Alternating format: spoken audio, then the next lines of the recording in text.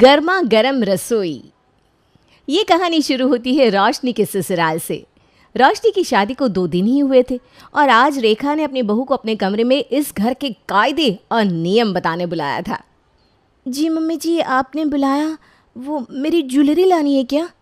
अरे बहू, तुझे लगता है क्या मैं ऐसी सास हूँ? अरे बिल्कुल नहीं, भगवान का दिया सब कुछ है मेरे पास। और जो बहू को चढ़ा दिया तो बहू से वापस नहीं लेता है। मैंने तो तुझे किसी और कारण से बुलाया था।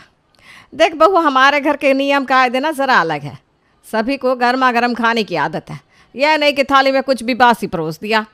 तेरे पापा जी तो तुरंत नाराज़ हो जाते हैं और गौतम को तो ठंडा खाने से सख्त नफरत है। अरे बस इतनी सी बात। मम्मी जी, मैं तो अपने मायके में अपने मम्मी पापा को तवे से उतरी हुई गर्मा गर्म रोटियाँ ही परोसती थी और जब तक सभी खाने पर ना बैठ जाए मैं चूल्हे से सब्जी उतारती नहीं। तो इस बात की तो आप टेंशन बिल्कुल मत लीजिए। घर की नई बहू रोशनी सभी के लिए गर्मा गर्म खाना बनाकर उन्हें परोसती है।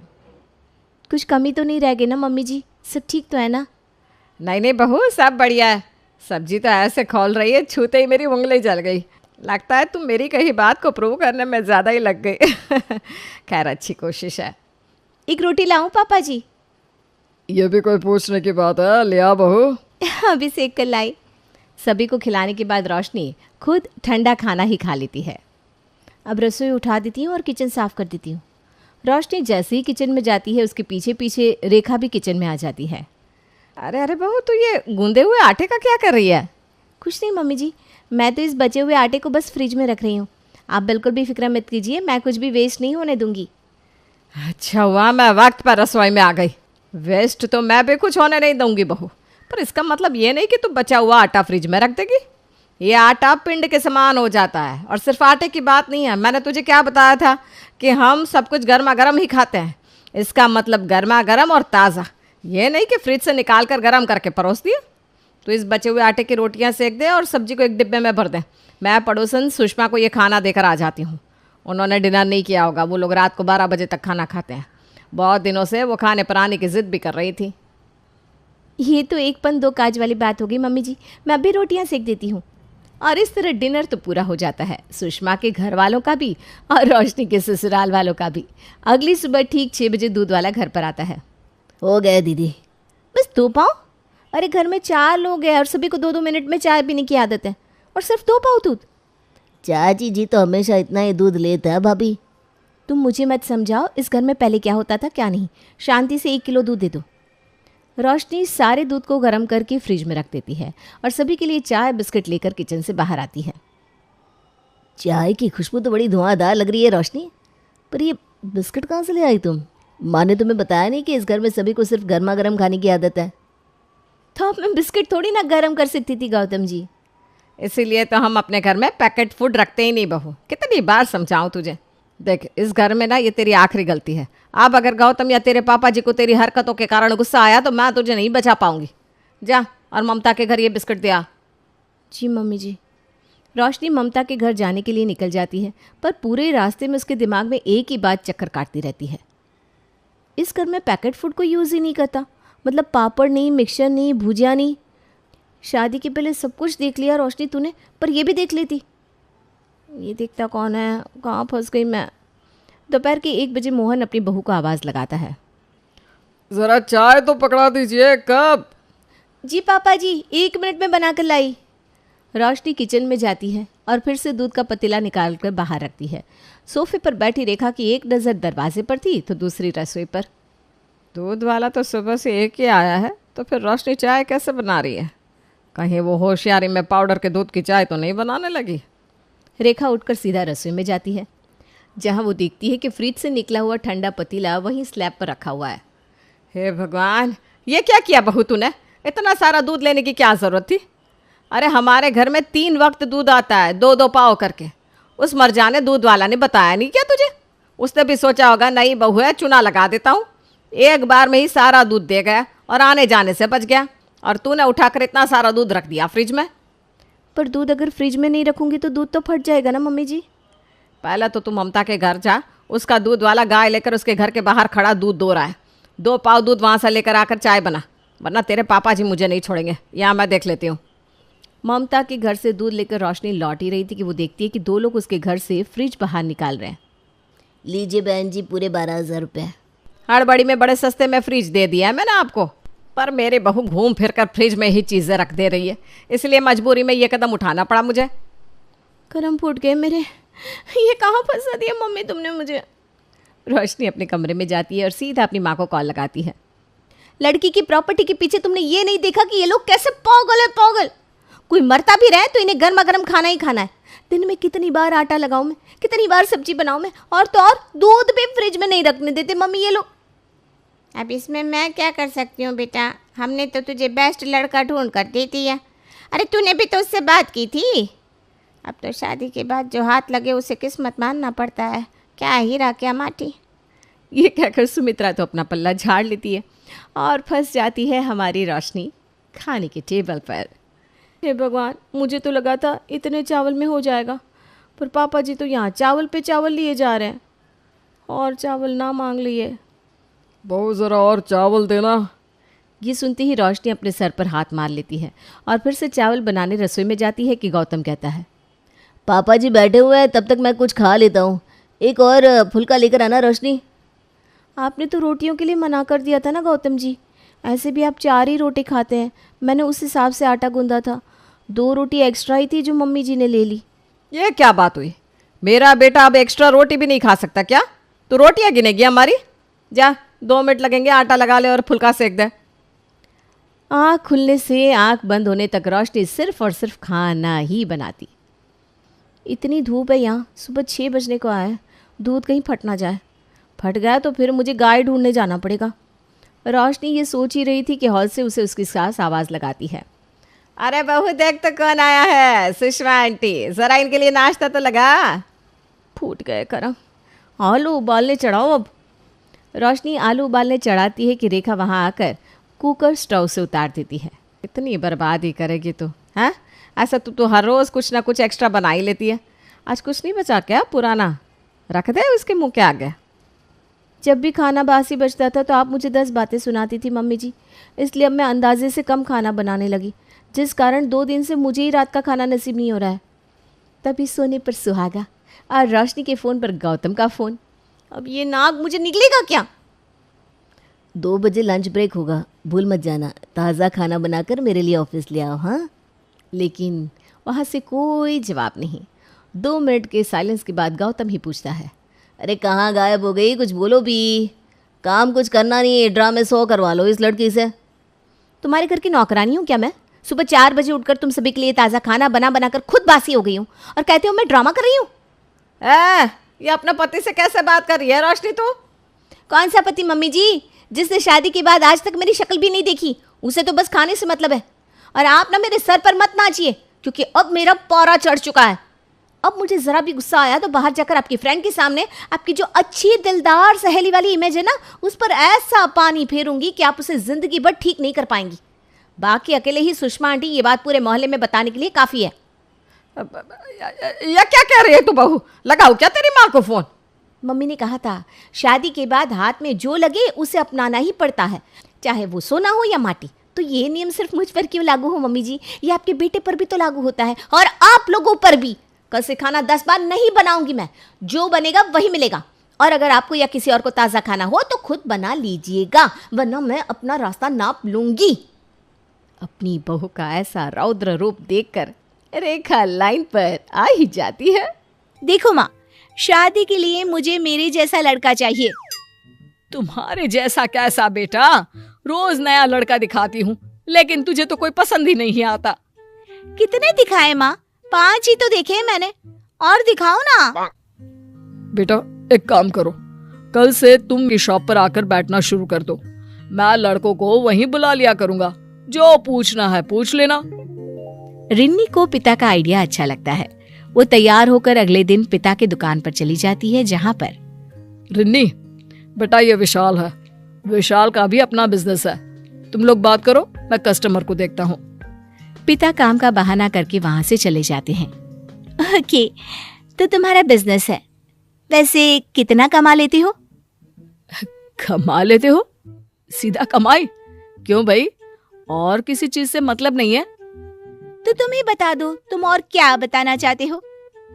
मैंने अपने पापा के बिजनेस को नई ऊंचाई दी है, अपनी टेक्निकल और आज के समय की नॉलेज का साथ लेकर। ये तो मैं भी करती हूँ। ये देखो, ये हेयर ड्रायर इंस्टाग्राम से मैंने 10 बेच दिए। तुमने खास क्या किया? हेयर ड्रायर मतलब, अरे यार मैं क्या बोलना चाह रहा हूँ कि अच्छा देखो, तुम्हारा नंबर तो पापा के पास है ना, सिलेक्ट होते हो तो नेक्स्ट राउंड के लिए कॉल चला जाएगा। बाय। पूरे एटीट्यूड के साथ रिन्नी वहां से चली जाती है। पिता दूर खड़े रिन्नी का रवैया देखकर सोचते हैं कि भाई अब क्या किया जाए। अगले रोज रिन्नी की माँ पिता से कहती है, लड़की सही तो बोल रही है। अरे बिजनेस तो वो यहाँ भी देख रही है, उस लड़के में क्या खास था? पढ़ा लिखा तो होना चाहिए ना। अरे पढ़ाई कम की है तो क्या हुआ, जीवन का अनुभव तो था। खैर ठीक है, एक लड़का है पढ़ा लिखा, मैं बुलाता हूँ उसे। कल रिन्नी को दुकान भेज देना। फिर वही सीन, रिन्नी और एक नया लड़का। PhD क्यों भाई, क्या जरूरत पड़ गई इतनी पढ़ाई की? मतलब पढ़ाई की जरूरत तो हर किसी को होती है। तुम ज्यादा पढ़ी नहीं हो क्या? हूँ ना, पोस्ट ग्रेजुएट हूँ मैं। तो कितना कमा लेती हो? मैं रिसर्चर हूँ, 45,000 रुपए महीने कमा लेता हूँ। बस PhD करके भी सिर्फ 45,000 रुपए महीना? क्यों? अरे पैसे उम्र और एक्सपीरियंस के साथ बढ़ते हैं। नहीं, मैं कुछ और देख रही हूँ लड़कों में। देखिए मैं साथ में कंप्यूटर का भी कोर्स कर रहा हूँ, तो शाम को मैं उसकी क्लास भी करता हूँ, फिर मेरे पैसे और बढ़ जाएंगे। ओहो, अगर इतना काम करोगे तो बीवी को कब वक्त दोगे? ना जी ना। देखिए मेरा मानना है कि पहले काम करके कमा लेते हैं, फिर क्या है, पूरा जीवन साथ ही तो रहना है। ना जी ना, मैं तो ऐसे लड़के से शादी करना चाहती हूँ जो मुझे पूरा समय दे, पैसा भी खूब हो और वक्त भी। तो सॉरी। पिता समझ जाते हैं कि ये लड़का भी गया हाथ से। उसी रोज शाम को रिन्नी की माँ कहती है, देखिए जी, लड़की का सोचना भी तो सही है। अरे सारा वक्त काम करता रहेगा तो मेरी बेटी को वक्त कब देगा? और आजकल के बच्चों को घूमने फिरने का ही तो शौक होता है। बूढ़ी हो जाएगी फिर पैसे आएंगे तो क्या फायदा? ठीक है, देखो एक लड़का वैसा भी है, मैं उससे बात करता हूँ। अगले रोज फिर एक लड़का रिन्नी को देखने आता है। मोटा पेट, गंजा और खूब सारी सोने की चेन पहने हुए। तो तुम हो रिन्नी? ठीक ही हो, देखना मैं। एक्सक्यूज मी, मैं बहुत अच्छी हूँ। वैसे क्या करती हो तुम? दुकान है टक्कर की, टक्कर समझती हो ना? मौके की दुकान है, खूब चलती है, खूब। तो पैसे की कमी नहीं है। और वक्त? आज वक्त ही वक्त है। वो क्या है ना, दुकान का पीछे का दरवाजा मेरे घर में ही खुलता है। जब चाहे घर, जब चाहे दुकान, ना कर जाकर खूब है। मैं तो बैठा रहता हूँ। सुना है घूमने फिरने की शौकीन हो तुम, खूब जमेगी हम दोनों की। हाँ, लेकिन तुम्हारा पेट कितना मोटा है यार। मैं किसी पतले और स्मार्ट लड़के से शादी करना चाहती हूँ। भाई अब तो इस लड़के से भी बात आई गई हो जाती है रात को। देखिए जी, बात तो ठीक ही है ना। लड़का लड़का कम, उसका पिता ज्यादा लग रहा था। अरे कितना मोटा पेट, ऊपर से सोना कितना पहना था, ड्रेसिंग सेंस ही नहीं था। अब बेटी हमारी किसी के साथ भी तो नहीं एडजस्ट कर सकती ना। अरे अब बस करो भाग्यवान, लड़की तुम्हारी उसे ज्यादा पढ़ा चाहिए लेकिन हार्ड वर्किंग नहीं, घूमना है लेकिन सुंदर हो। अरे सारी क्वालिटी हर किसी में नहीं होती, जीवन में थोड़े समझौते भी करने पड़ते हैं ना। तभी वहां रिन्नी आ जाती है। कैसी बात कर रहे हैं पापा? मतलब पूरी जिंदगी में किसी के भी साथ काट दूं? अरे कुछ तो सोच कर बोलिए, मतलब मेरी तरफ देखकर बोलिए। क्या कोई कमी दिख रही है? मैं हूं ना परफेक्ट, तो परफेक्ट ही तो चाहूंगी ना। हाँ, बात तो देखो सही कह रही है बिटिया। अब मैं ही देखती हूँ कोई लड़का अपनी बहन को बोलकर। हाँ माँ, पापा के तो सारे लड़के फालतू हैं, कोई मेरे स्टैंडर्ड से टच नहीं करता। अगले दिन रिन्नी, वो क्या है ना, तेरी मौसी ने एक लड़का बताया है, और ये देख फोटो ठीक लगे तो बात आगे बढ़ाते हैं। हाँ माँ, दिखा फोटो। ये सही है। पापा की तरह नहीं, सीधे लड़के को सामने ले आओ। रिन्नी लड़के की फोटो देखती है और देखती ही रह जाती है। हाय रे, कितना स्मार्ट है, सुंदर है। माँ, ऐसे लड़के भी भगवान बनाता है क्या आज की डेट में? तो बेटा बात चलाऊं ना? चलाऊं? अरे दौड़ा दो माँ, दौड़ा दो। मुझे लड़का बहुत पसंद है माँ, मैं तो इसी से शादी करूंगी। माँ खुश हो जाती है। देखा, मेरी बहन ने एक रिश्ता बताया, वही रिन्नी ने फाइनल कर दिया। अब तो आप बस तैयारी शुरू कर दो। ये तो बहुत खुशी की बात है। मैं अभी मैरिज हॉल और बैंड बाजा बुक कर देता हूँ। माँ, मैं जरा वो डिजाइनर के पास हो आती हूँ। वो क्या है ना, लहंगा अब बुक कर लूंगी, तब जाकर शादी तक बनेगा। हाँ हाँ, मैं भी जरा मार्केट जाकर गहने और कपड़ों को फाइनल कर लेती हूँ। घर में खुशी की लहर दौड़ जाती है। लोगों के फोन आने शुरू हो जाते हैं। अरे मिठाई वाला तो वो कल्लू ही रहेगा ना? हाँ हाँ, क्यों नहीं, वही ठीक है, बिल्कुल। अच्छा सुनो, लड़के वालों को एक दिन बुला लो, क्या क्या डिमांड है पूछ लो। अरे हाँ भाई, वो भी ठीक है। माँ बहन को फोन करती है और लड़के वालों को घर भेजने को कहती है। रिन्नी की मौसी फोन पर कहती है, हाँ हाँ, मैं उन लोगों को बोल देती हूँ, घर का पता दे देती हूँ, लड़का आ जाएगा। अगले रोज घर पर लड़का आता है। रिन्नी उसे देखकर मुस्कुराती है। क्या क्या हो गया? मेरे फेस पर कुछ लगा है क्या?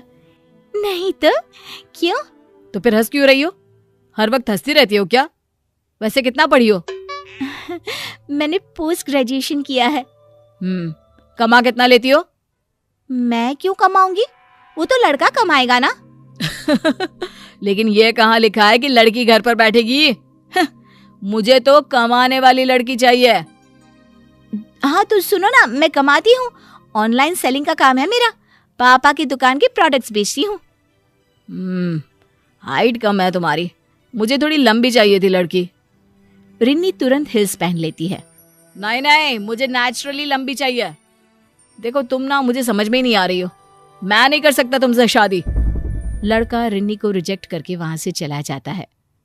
रिन्नी रो पड़ती है।